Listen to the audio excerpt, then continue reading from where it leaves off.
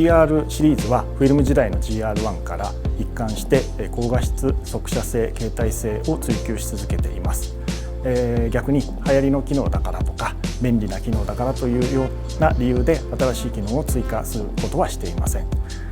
撮影者のインテリジェンスだとかクリエイティビティを最大限に尊重する開発の姿勢というのが若い人たちの世代の中にも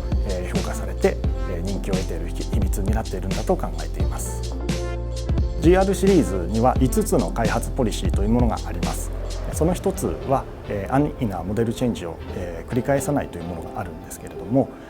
カメラとしての本質だけを追求して流行りだからとかという理由だけで新しいものを追加するようなモデルチェンジということをあえてしてこなかった。その結果として長く続けられている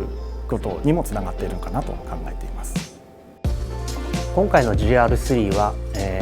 携帯性ということを考えて小型化しています。GR、GR2 で、センサーサイズが大きくなったことによって、かなりボディが大きくなってしまったというところがあって、これを小型化することによってスナップシューターとして普段でも持ち歩いていただくということがより増えるのではないかということで、小型化ということをまず第一優先して、作っております。 GR3 の外観での一番の特徴はこの天面部分にあります。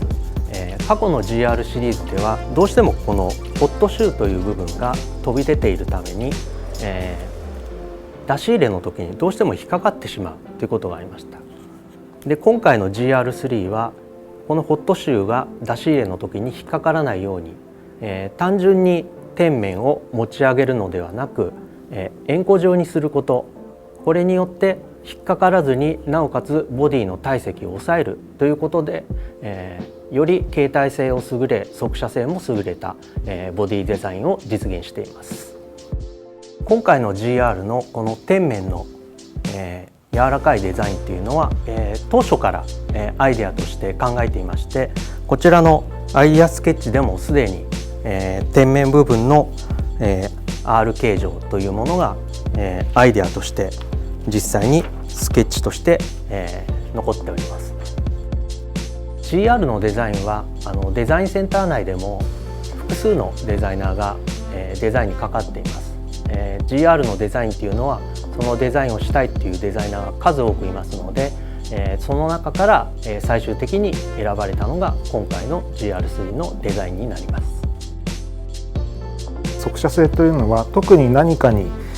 特化したということではなくて、まずは携帯性ですね。で、さらに片手でのオペレーション、さらに起動時間が速いこと、あとはバリアを使ってキャップレスでできるということで速射性につながっていると思っています。 GR3 の速射性に関しては内蔵フラッシュをなくしたスペースで、大きなモーターを入れることによって挙動の駆動を速くしています。それによって、